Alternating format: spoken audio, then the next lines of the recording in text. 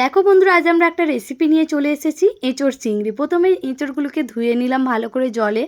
সেগুলোকে ধুয়ে আমরা এবার সেদ্ধ করতে দেবো। কুকারে আমরা সেগুলোকে ঢেলে নেব। প্রথমে ঢেলে নিয়ে সেটাকে এরপর তার মধ্যে নুন দিয়ে দেবো, তারপর হলুদ দিয়ে দেবো।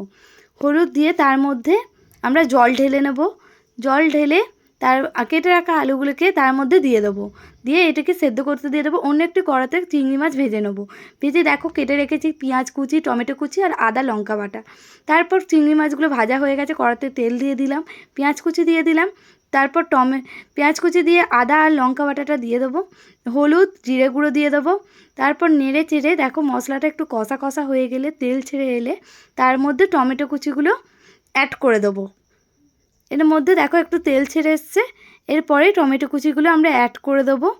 টমেটো কুচিগুলি নাড়া হলে দেখো গ্রেভি হয়ে এসছে, অনেকটা তেল ছেড়ে দিয়েছে। তার মধ্যে আগে থেকে সেদ্ধ করে রাখা আলু আর এঁচড়গুলো দিয়ে দেবো, তার মধ্যে চিংড়ি মাছগুলো দিয়ে দেবো, দিয়ে জল দিয়ে ফুটিয়ে দেখো তৈরি হয়ে গেছে আমাদের এঁচড় চিংড়ি। কেমন লেগেছে?